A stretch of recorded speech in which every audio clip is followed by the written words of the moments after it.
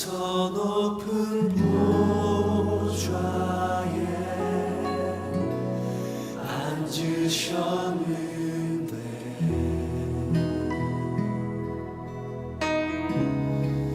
그 옷자락은 성전에 가득하도다.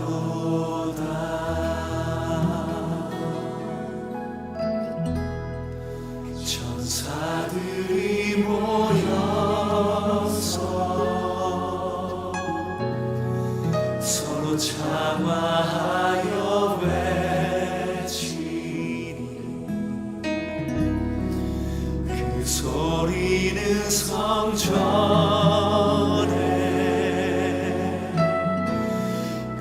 가득하도다.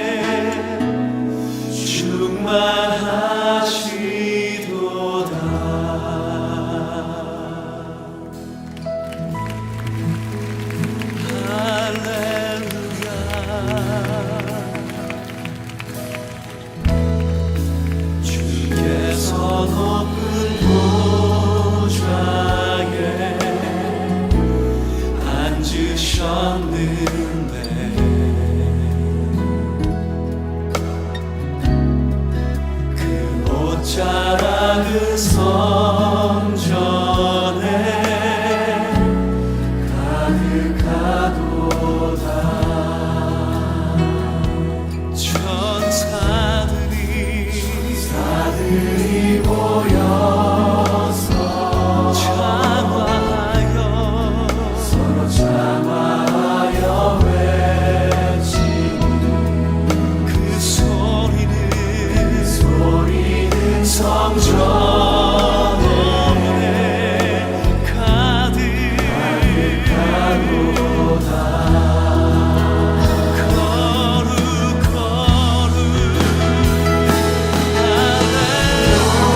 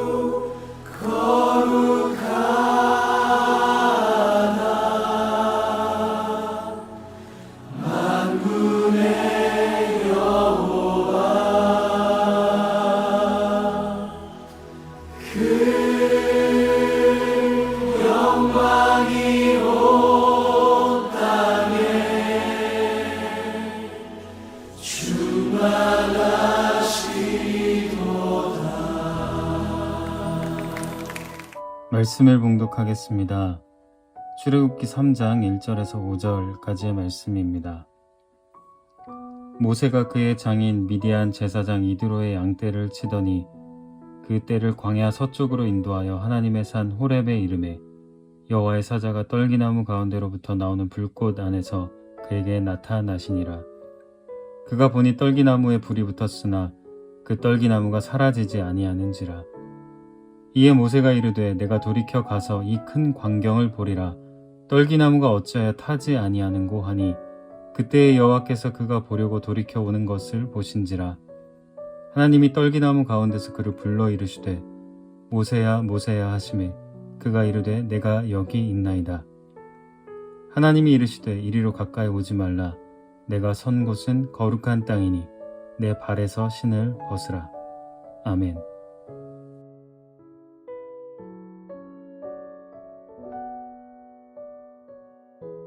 (5월 6일) 어머니 기도에 함께한 모든 어머니들을 주님의 이름으로 환영하고 또 축복합니다. 가정의 달인 5월을 맞이하여 하나님의 인도하심과 평안과 위로가 우리 모든 어머님들의 가정 위에 함께 하시기를 기도합니다. 지난번에 우리는 성령의 보증에 대해서 함께 나누었었는데요. 성령의 보증은 우리를 예수를 주로 고백하게 하고 또 위로하고 책망하여 바른 길로 돌아서게 한다라고 했었죠. 오늘은 성령의 또 다른 면을 한번 살펴보려고 합니다. 신앙생활을 하면서 우리는 성령으로 새롭게 되었다라든지 또는 성령이여 우리를 새롭게 하소서와 같은 표현을 자주 사용하죠. 기독교에서 새롭게 된다는 것은 씻는 행위와 연관이 있습니다. 새롭게 된다는 것은 기본적으로 씻어서 새롭게 된다는 것을 의미하는 거죠. 씻는다는 것에서 우리에게 바로 연상되는 것이 하나 있죠. 우리가 뭔가를 씻어낼 때 꼭 필요한 것, 바로 물입니다. 성경에서도 그런 기록들을 많이 살펴볼 수 있는데요. 유대인들의 정결 예식과 또 세례 등에 잘 나타나 있습니다. 그런데 이 물로 씻는 것은 우리 기독교만의 특징이라기보다는 보편적인 상징입니다. 우리나라에서도 중요한 일을 앞두고 옛날에 목욕 재개한다 이런 표현들을 사용했었죠. 우리가 이 물로 씻어내는 상징에만 머무르게 된다면 다른 종교나 다른 문화와 별로 차별성이 없을 겁니다. 우리 기독교는 여기서 한 걸음 더 나아가게 되는데요. 바로 성령으로 정결하게 되는 것. 물로 씻는 것을 넘어서서 성령으로 새롭게 된다. 성령으로 씻는다. 여기에 우리의 독특성이 있는 겁니다. 그래서 구약에는 등장하지 않던 개념이 예수 그리스도의 오심과 함께 세례 요한의 입을 통해 증언되는데요. 나는 너에게 물로 세례를 베풀었지만 그는 너에게 성령으로 세례를 베푸시리라. 물에서 성령으로 가는 거죠. 그런데 이런 질문이 생기죠. 왜 물에서 성령으로 가는 걸까? 왜 성령이 죄를 씻고 정결하게 하는 것과 연관이 될까? 그것은 바로 성령의 말 그대로 거룩한 영이기 때문입니다. 죄 씻음과 새롭게 되는 것은 거룩함을 경험할 때 가능한 것이거든요. 죄에 대해서 깨닫는 것은 말처럼 쉬운 일이 아닙니다. 죄에 대한 애통함과 통회함은 그저 생기지 않습니다. 우리 어머님들도 많은 사람들을 만나고 교제하고 또 사회적으로 관계를 맺고 그렇게 지내실 텐데요. 죄에 대한 통회함과 애통함은 일반적인 사람들에게는 일어나지 않는 경험입니다. 거룩을 경험해야만 비로소 죄를 죄인 줄 알게 됩니다. 그런데 여기서 죄라는 것은 법을 어겼다는 법적인 죄도 아니고 도덕성이나 인간성의 문제도 아닙니다. 이런 표현을 한번 써보겠습니다. 죄는 존재의 문제입니다. 나라는 존재의 깊은 곳까지 밑바닥까지 포함한 나라는 존재, 이 존재가 하나님 앞에서 저울을 달았을 때 부족함이 드러났다는 것입니다. 성경이 말하는 죄의 근본은 여기에 있습니다. 이런 맥락에서 바울은 모든 사람이 죄를 범하여 하나님의 영광에 이르지 못했다라고 말을 하는 겁니다. 모든 이들의 존재의 부족함이 드러났기에, 그러니까 거룩을 경험해야 비로소 이 죄는 모습을 드러내는 겁니다. 그럼 거룩을 경험한다는 것은 어떤 걸까요? 이 거룩을 경험한다는 것은 한마디로 이거다라고 표현하기 참 어렵습니다. 왜냐하면 사람이 노력하거나 의도해서 이런 경험을 얻을 수 있다면 이렇다 저렇다 말할 수 있는데 거룩함의 경험은 우리 손으로 거머쥘 수 없는, 다듬어지지 않은 그런 경험이기 때문입니다. 그래서 성경에 나와 있는 몇 가지 사건들로 유추해 볼 수밖에 없는데요. 성경에서 거룩함의 경험을 잘 묘사한 그런 장면이라고 평가되는 두 사건을 소개해 드리려고 합니다. 이것을 통해 하나님의 임재와 거룩함을 경험하는 것은 어떤 것인지 우리가 어렴풋하게나마 살펴보려고 합니다. 첫 번째는 이사야의 거룩의 경험입니다. 이사야 6장을 보면 이사야가 성전에서 환상을 경험하는데요. 높이 들린 보좌에 주님께서 앉아 계시는데 그 옷자락이 성전에 가득했다라고 하죠. 그리고 스랍들은 거룩하다 거룩하다 거룩하다 만군의 여호와, 그 영광이 온 땅에 충만하도다 하고 외치고 성전이 흔들리며 연기가 성전 안에 가득했다라고 묘사합니다. 그때 이사야가 이렇게 힘겹게 고백하죠. 화로다 나여 망하게 되었도다. 나는 입술이 부정한 사람이요 나는 입술이 부정한 백성 중에 거주하면서 만군의 여호와이신 왕을 배웠음이로다 하였더라. 여기에서 우리는 거룩의 경험을 찾아볼 수 있는데요. 바로 내 존재의 부족함이 다 드러나는 것입니다. 촘촘한 재질이라고 생각했는데 물을 부어보니 다 새어나가는 옷감처럼 내 빈틈이 다 드러나는 거죠. 낱낱이. 여기서 죄가 죄인지 드러나게 됩니다. 두 번째는 모세의 거룩의 경험입니다. 모세는 광야에서 양을 치다가 불이 붙은 떨기나무를 만나게 되죠. 그것은 광야에 익숙한 모세의 경험을 넘어서고 모세의 계획도 벗어난 일이었습니다. 그 나무 앞에 서게 되었을 때 모세는 충격적인 광경을 목격하는데요. 불이 떨기나무에 붙어 있지만 나무를 완전히 태워버리진 않는 겁니다. 자유롭게 춤추듯이 나무 사이를 오가지만 불은 나무를 벗어나지도 않고 나무를 소멸시키지도 않았습니다. 마치 나무에 새로운 힘을 불어넣는 것 같이 보였죠. 여기서 우리가 확인하는 거룩의 경험은 이것입니다. 거룩함은 내 예상을 너무나도 벗어나 있는 것이지만, 나의 경험을 너무나도 벗어나 있는 것이지만, 그래서 우리를 당황스럽게도 하지만 이상하게도 질서가 있습니다. 정갈합니다. 그리고 나를 소진시키지 않습니다. 나를 충만하게 합니다. 세 번째 거룩의 경험의 특징은 이사야와 모세 둘 다 경험했던 것인데요. 그렇게 부족함이 드러난 나를 누군가에게로 보내는 말씀이 주어진다는 것입니다. 이사야도 누가 우리를 위해 갈꼬라는 하나님의 음성을 들었고, 모세도 너는 고통받는 너의 민족에게로 가라라는 말씀 앞에 서게 됩니다. 자, 이 세 가지 특징을 조합해 보면 성령이 우리를 새롭게 하신다는 그 의미를 우리가 다시 새겨볼 수 있을 것 같습니다.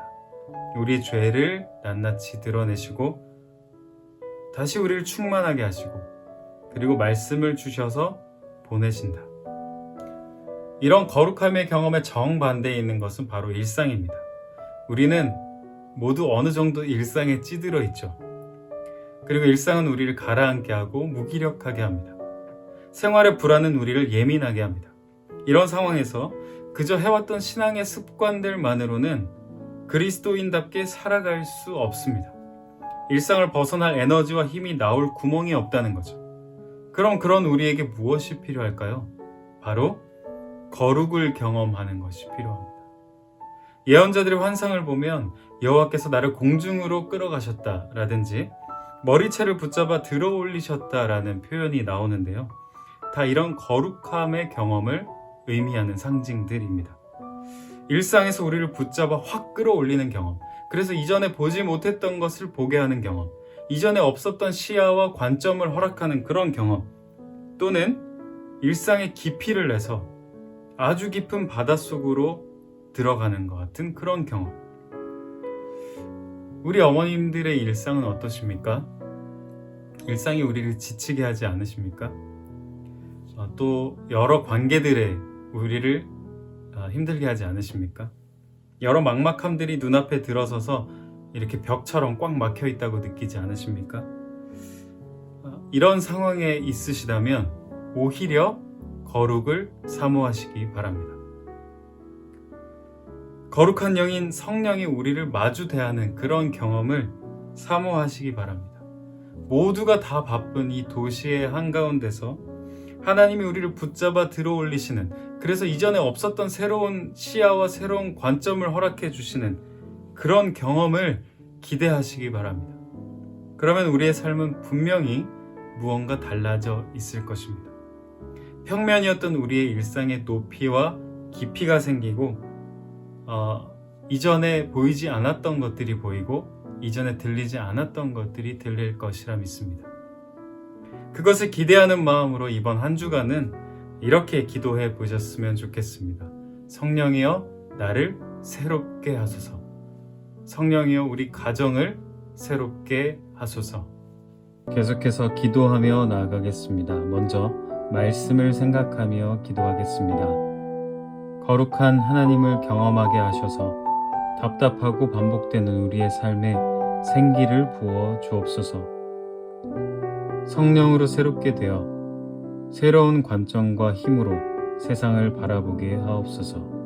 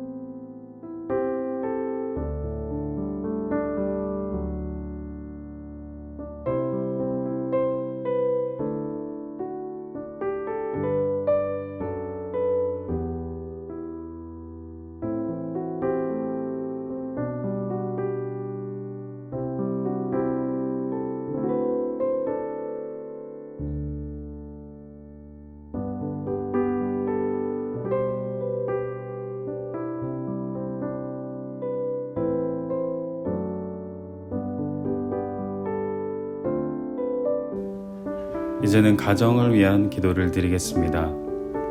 하나님과의 관계를 최우선으로 생각하며 서로를 이해하고 사랑하는 가정이 되게 하소서. 경제적인 어려움이 없도록 지켜주시고 어려울 때라도 견디고 이겨낼 수 있는 힘을 주소서. 자녀들이 주 안에서 바르게 성장하고 학업과 진로 준비 과정에 돕는 손길을 더하소서. 직장과 군복무 등 여러 이유로 떨어져 지내는 자녀들을 지켜주시고 어디에 있든 하나님을 경외하게 하소서.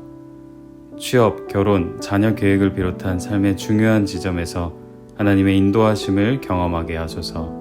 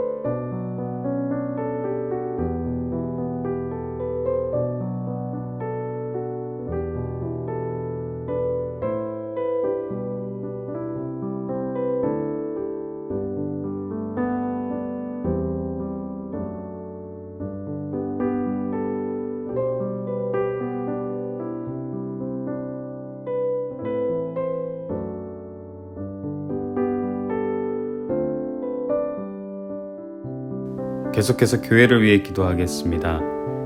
하나님이 주신 사명을 따라가는 교회가 되게 하소서. 세상 속에 들어가 주님의 빛을 나누는 교회 되게 하소서.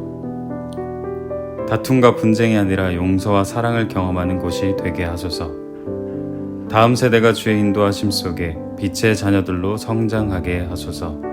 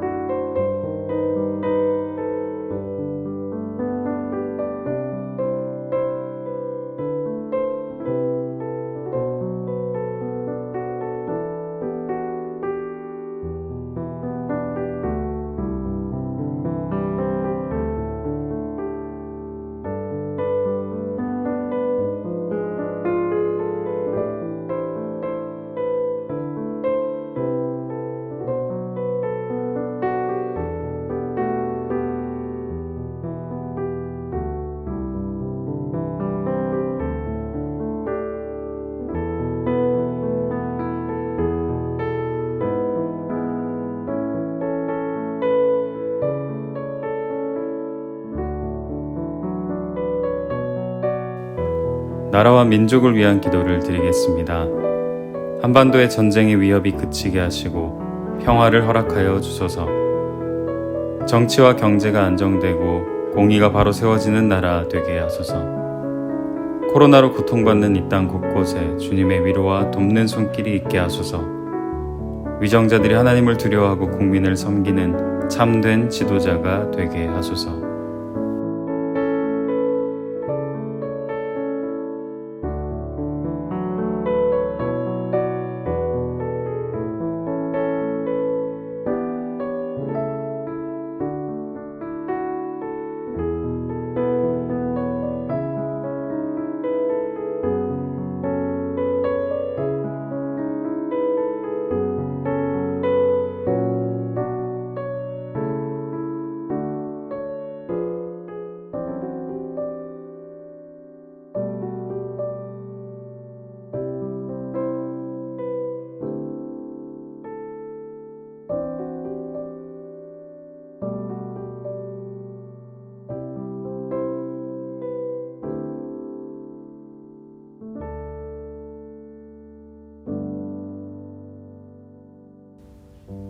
각자의 기도 제목으로 기도하는 시간을 갖겠습니다.